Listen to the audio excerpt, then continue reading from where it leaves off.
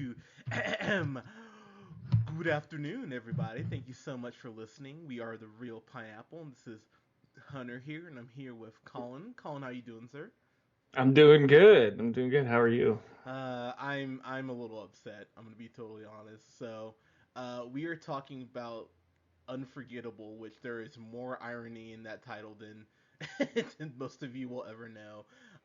This is the only thing. Oh man. Okay. So Colin, you didn't see this. You are Yeah, I didn't even hear about this. I didn't hear it I didn't see any trailers advertised, any commercials. Like when you mentioned it, I was like, what is that movie? Yeah, the only reason I know what this is because when I went to go see Fate of the Furious, they had the trailer for it before, Ah, and I just went this. I sat there and I thought this can't be a thing. Even though I saw a trailer, it was like that first time I saw a trailer for Jack and Jill. I just thought there's no goddamn way studio's dumb enough to make this movie, and let alone with Katherine Heigl, who just had that CBS like lawyer show. She had Doubt canceled after like 3 episodes because she's just the worst. Um, the thing is, your lovely wife, your wife, Nikki, she watches she thank you, she watches Grey's Anatomy, right? yeah, yeah. She's always watched it. Because I know Katherine Heigl was on there for a while, and that's where most people, know her from. So she gets off of Grey's Anatomy, and then she goes and does Knocked Up, which I think a lot of people hate on because it came after 40-year-old version. I really enjoy Knocked Up quite a bit, and uh, I think that's the one time I thought Captain Heigl was okay in something, because after that, everything I've seen her in has just been dog shit. From The Ugly Truth immediately comes to mind. That terrible movie with Gerard Butler. Yeah, that one's horrible. Yeah, that was really bad. Of course, she was in the classic. Um, she was in the classic. God, what's that movie? Not Knocked Up. Killers with Ashton Kutcher, where she plays a spy. Oh, terrible. The one I remember where I just went, I'm fucking done with this bitch, was One for the Money, where she plays that detective. It's got the guy from Rescue Me. I can't think of the guy's name, but it was an atrocious movie, and I remember I threw in the towel after that. Yeah. She sucks.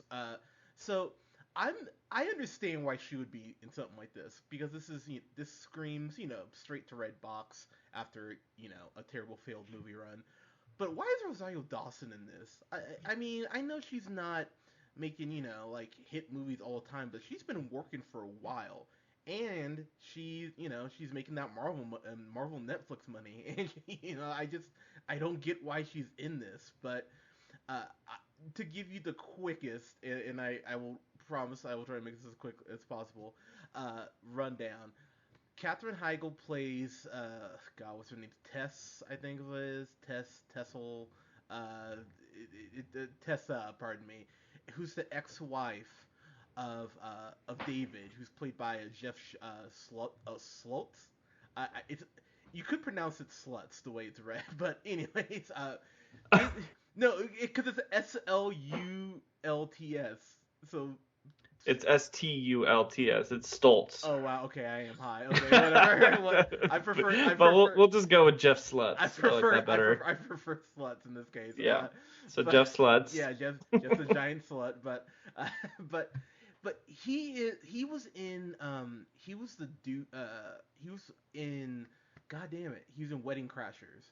He was like part of the wedding party from Memory Serves, and he's in She's Out Oh, of he My must have been League. a random guy in that movie. Yeah, and he's one of the main guys in I Hope They Serve Beer in Hell, which I actually was probably the one thing I liked him in. But he is just, I don't know, man. He's just he's like a charismaless vacuum.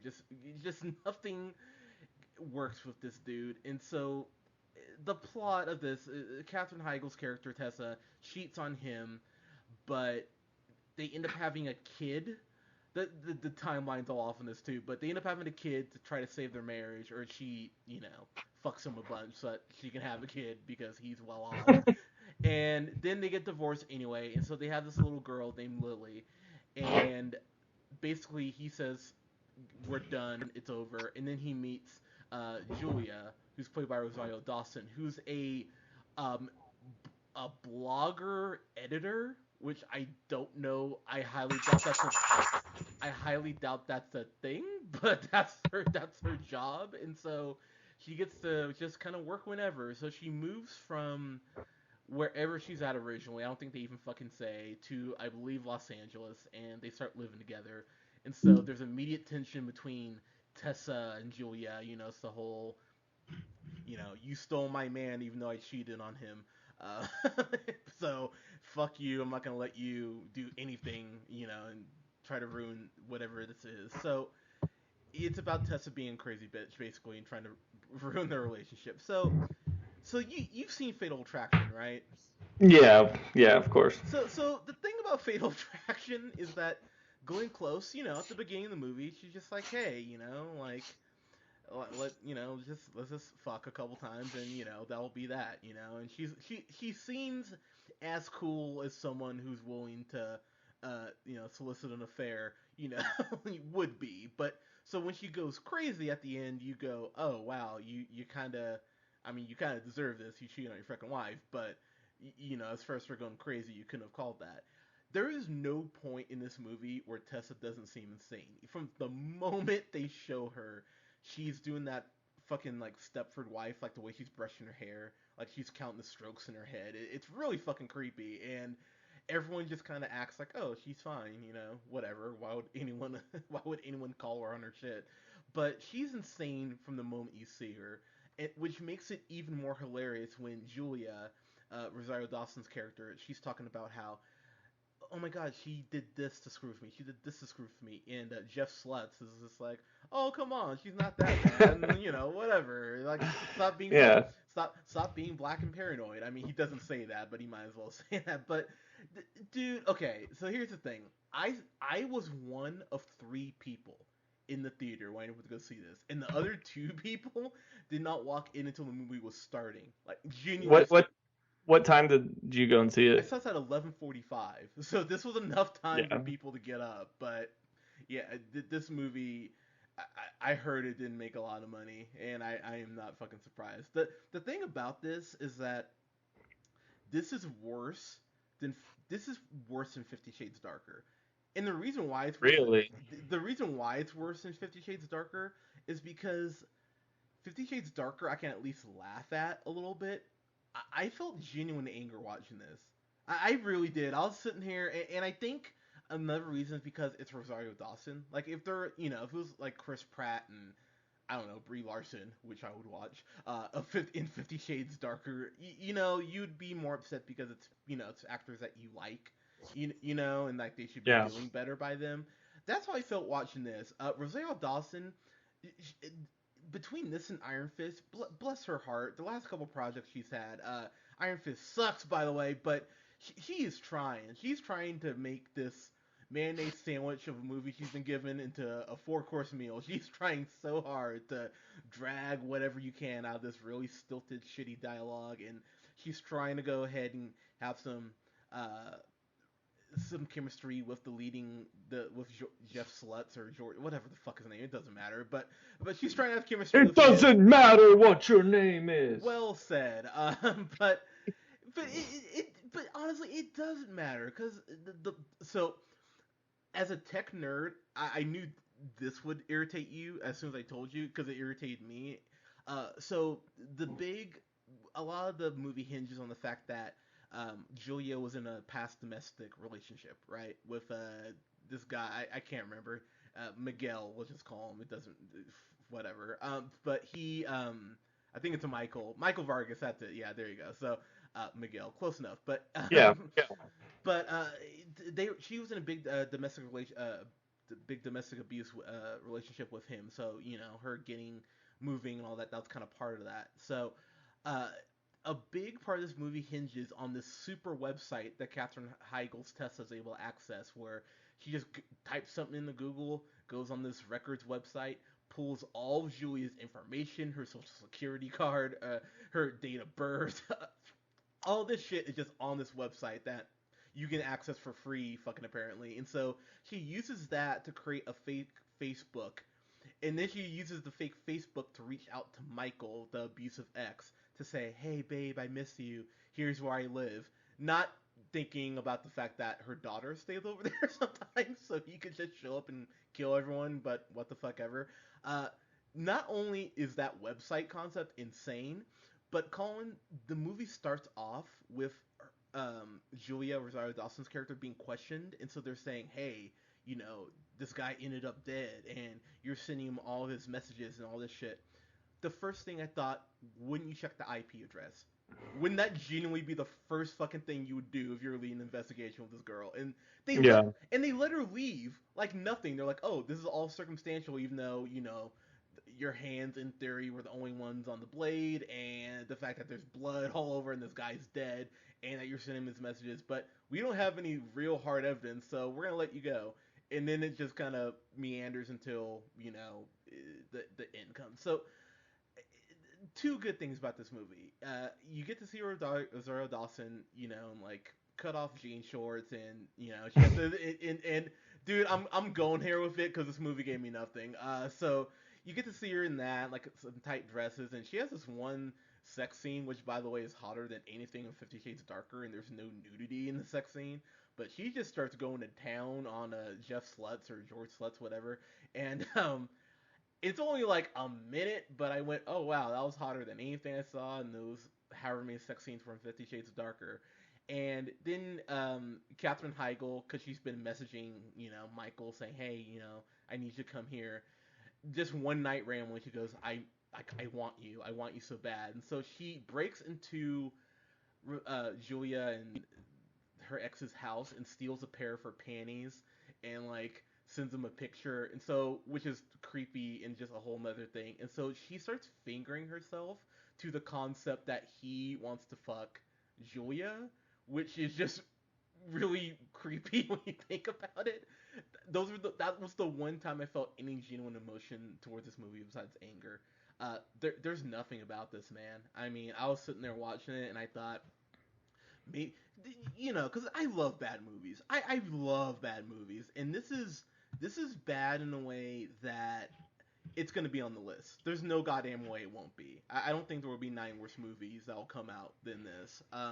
Katherine Heigl just proves that she should not be starring in anything. By the way, she gets top billing over Rosario Dawson, which is fucking laughable. How the fuck did that happen? But it just really shows Rosario Dawson is not Rosario Dawson. Katherine Heigl is just unlikable and not fun, and she just seems like a total cunt in every scene she's in, and it feels like life imitating art. So just to get to my rate, before I get to my rating, so this was at like a D minus for me, right? Like the whole way through.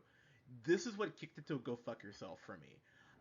So the end of the movie is Rosario Dawson and Katherine Heigl getting this big cat fight. They're throwing each other into the wall and shit. And so um, there's a point where Rosario Dawson's Julia, she has a knife, and she's like, back up, back up.